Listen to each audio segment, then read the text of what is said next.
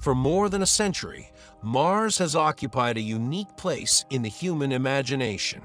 A distant red world hanging in the night sky, a planet that appears strangely familiar, not as hostile as Jupiter, not as alien as Saturn, not as barren as many of the smaller worlds scattered throughout the solar system.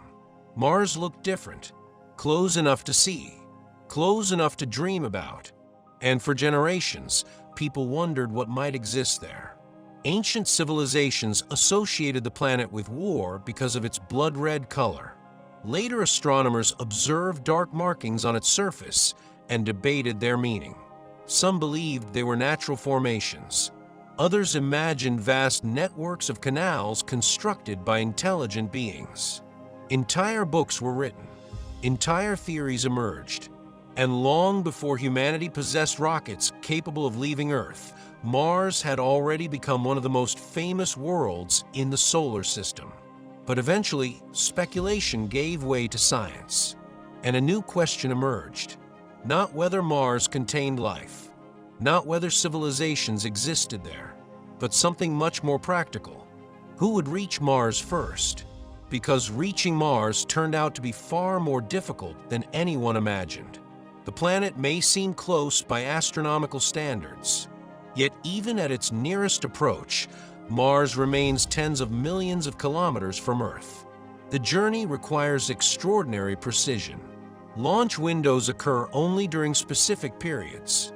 Spacecraft must survive months traveling through deep space. Navigation errors measured in fractions of a degree can become enormous mistakes over interplanetary distances.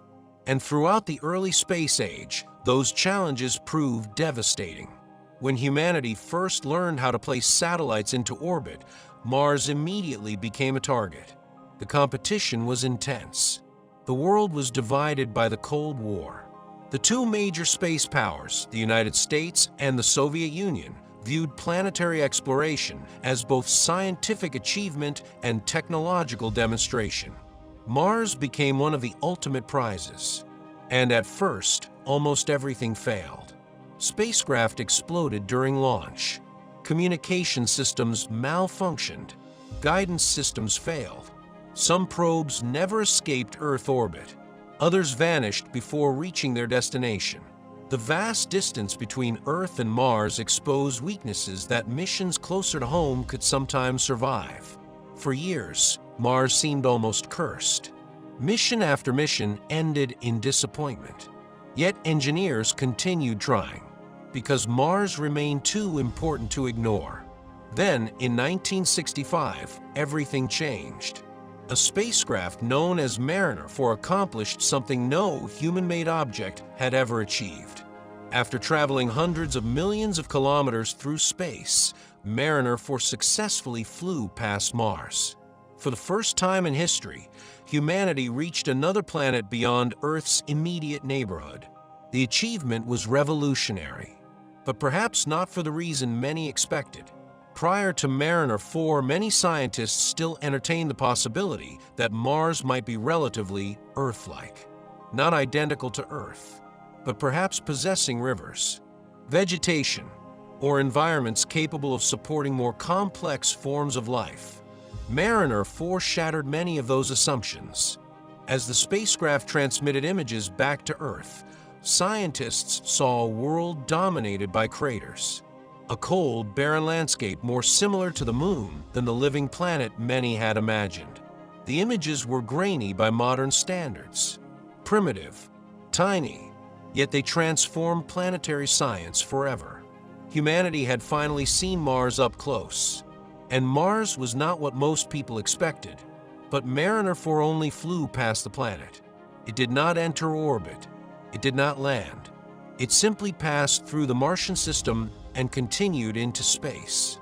The next challenge was even harder, orbiting Mars, because reaching a planet is one thing. Remaining there is another entirely. A spacecraft approaching Mars travels at tremendous speed. To enter orbit, it must slow down with extraordinary precision. Too little deceleration, and the spacecraft escapes into space. Too much, and it may plunge into the atmosphere. The margin for error is remarkably small. For years, attempts continued, and again Mars claimed victims. Then came another historic milestone. In 1971, the Soviet spacecraft Mars 3 achieved something remarkable. It became the first spacecraft to perform a soft landing on Mars. For a brief moment, humanity had successfully placed a functioning machine on another planet. But the triumph proved heartbreakingly short. Less than 2 minutes after landing, communication ceased. The lander transmitted only a fragmentary signal before falling silent forever. To this day, scientists do not know exactly what happened. A massive dust storm engulfing Mars at the time may have contributed. Equipment failure remains another possibility. Whatever the cause, the first successful landing quickly became one of the shortest missions in planetary exploration history. Yet despite the silence, Mars 3 still secured its place in history. It reached the surface first, a human-built machine standing on another world. But the story was far from over, because reaching Mars was only the beginning. The next challenge involved surviving there, operating there, exploring there, and once again, history was made. In 1976, NASA's Viking 1 landed successfully on the Martian surface. Unlike Mars 3, Viking continued functioning. Days passed, then weeks, then months.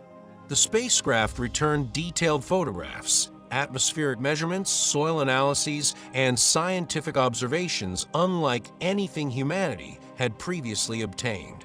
For the first time, researchers could study Mars directly from the surface. The images were extraordinary. A rocky landscape stretching beneath salmon-colored skies. A world unmistakably alien, yet strangely familiar. The Viking missions transformed Mars from a distant object into a real place. A world with weather, seasons, dust storms, geological history, and countless unanswered questions. But perhaps the most important discovery was not what Viking found. It was what Viking failed to find. One major objective involved searching for evidence of life. Results proved ambiguous. Some experiments produced intriguing signals. Others did not. Decades later, scientists still debate aspects of those findings. No definitive evidence of Martian life emerged, and Mars remained mysterious. Yet every mission that followed revealed new surprises. Ancient river valleys, dry lake beds, minerals formed in the presence of water, polar ice deposits, subsurface ice, evidence suggesting that billions of years ago, Mars may have been dramatically different from the frozen desert we see today. A warmer world, a wetter world, perhaps even a habitable world. Suddenly, the question changed. Scientists were no longer asking whether Mars currently resembled Earth. They were asking whether it once did, and if life ever emerged there. Today, Mars has become one of the most explored destinations beyond Earth. Orbiters circle above its surface. Rovers travel across ancient terrain. Helicopters have flown through its thin atmosphere. Machines analyze rocks that formed billions of years ago. Each mission adds another piece to a puzzle still incomplete. Yet all of it traces back to a handful of historic firsts. The first spacecraft to reach Mars, the first spacecraft to orbit it, the first lander to touch its surface, the first missions that transformed a distant red point of light into a real world. And perhaps the most remarkable part of the story is this. The first explorers of Mars were not astronauts, not scientists standing on alien soil, not human beings looking across the Martian horizon. They were machines, tiny robotic pioneers crossing impossible distances on behalf of an entire species. Machines that ventured where no life from Earth had ever gone before. And because they succeeded, humanity's dream of reaching Mars changed forever. No longer a fantasy, no longer a mystery seen only through telescopes, but a destination, waiting in the darkness, for the next generation of explorers to arrive.